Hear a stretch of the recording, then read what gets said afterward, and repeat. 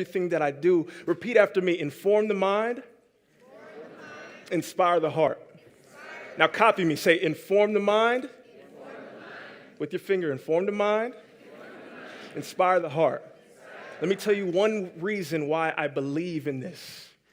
About a year ago, 13 months ago, Inform and Inspire, we were invited to do some work with a company in Redding, California, right? So right up the ways. Couldn't be more excited as an entrepreneur going out doing some professional training, and I'm prepared and I'm excited. And I remember at that time, how many of you guys remember the Shasta County fires? Anybody remember that? Devastating. Devastating. Over 300 square miles burned.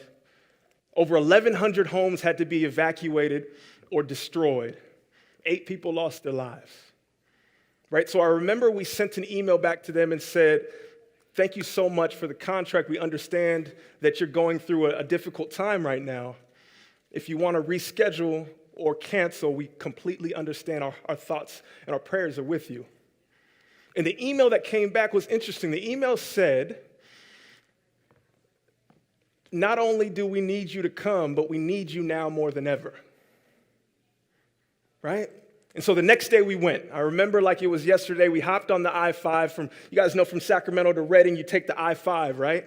And in the morning, when you're going through, what happened was we were 30 minutes in the drive, and because of the fire, usually it would just be some mist around you in the morning, but it was debris, right? It was the debris, and it was absolutely devastating. Actually, we had to close every vent in the car because the debris was coming through physically, and you couldn't breathe in the car, right? 30 minutes after that, the sun rises, and usually like it's a bright yellow, but at that moment, it was a dingy orange, almost brown. It looked like an apocalyptic movie, right? So we get to the event. And as a young professional, in my mind, I'm thinking I have to be prepared to deliver the content that I'm supposed to deliver. We're talking about how young professionals can transition from industry to industry. So I have to be prepared to give the information. How many of you have ever been in a situation where even though the environment has changed, you know you still have a job to do? Anyone? Right? So you're focused on the work, right? So I remember being so focused on the work, and Lori, the person who brought us in, began telling us stories. She said, employees here know of individuals who had lost their homes. Some people had lost homes. There was one situation of a family who the grandma was still in the home, and they couldn't go back to get the grandma because the fire turned into a tornado and you couldn't get in. It was a 50-50 chance of their own relative making it. So these were the stories that were coming about, but I still had work to do. You guys following me? So my mind was in two places. So I remember presenting, and as I was giving the presentation,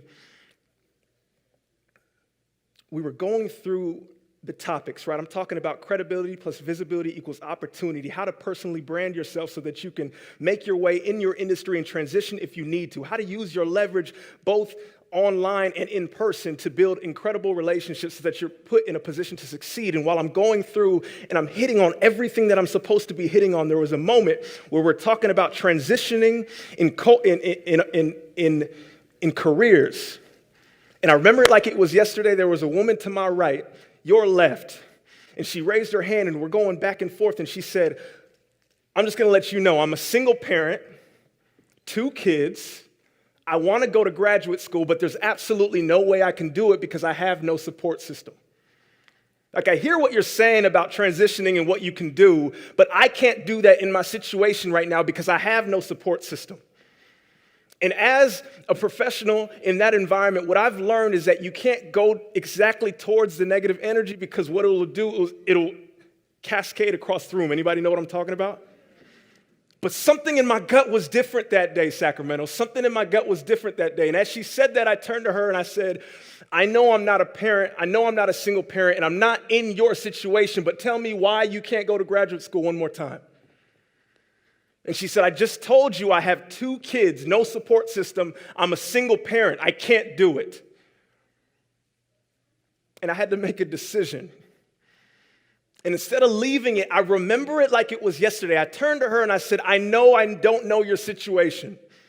I know I'm not a single parent and I have no idea what you're going through. I just want to let you know, I heard you say that you wanted to go to graduate school. You wouldn't be talking about it if it wasn't something that was still at the back of your mind. I don't know if that's something that you're going to do. I just want to say what you've done thus far as a single parent to get to where you are today and what you're thinking about. I love that. I believe you and I support you. Like in this moment. I just want to say that. And something interesting happened. She was stone cold, but at that moment, as I turned to get into the rest of the presentation, I heard absolute sobbing on the right side. Like full tears, like the type of cry that's deep. Have you ever heard someone cry where you heard them and you know they haven't cried in years? Like a deep type of sob, like you hit something real. And as she was sobbing and she was in her own corner, her hands were covering her face and she's sobbing. And as she's sobbing, I turned and I said, I believe in you. I don't know what you're going through, but I still believe in you. Like what you've done thus far is amazing. I believe in you. And at that moment, I remember something shifted in the room. On the left side of the corner, there's a man who stood up and said, girl, I love you.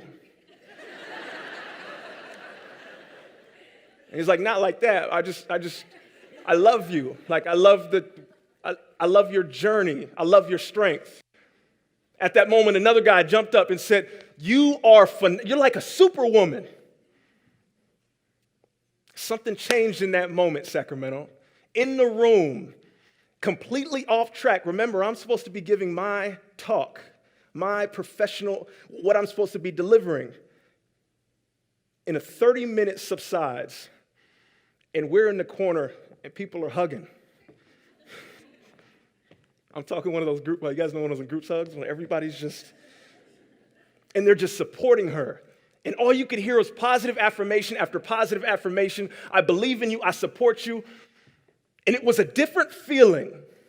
And for me as a young professional, I'll be honest with you, I never got the handbook for what to do when somebody literally has an emotional breakdown.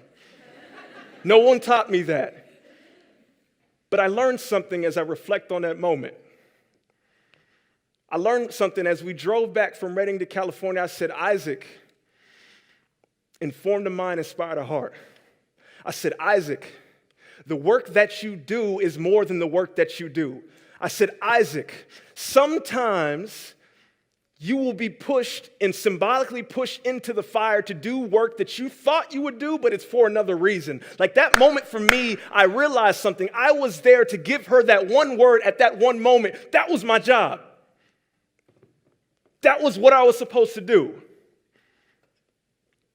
How many of you have ever been in a situation where you're working with someone and you realize at the moment that you're just supposed to be there for them at that moment? Has anybody ever sensed that? I need some hands. There's a quote by Goethe and it says, if you look at a person as they are, they will always remain that way or maybe be worse. But if you look at a person, this is good. If you look at a person as they could be, they will grow into what they should be.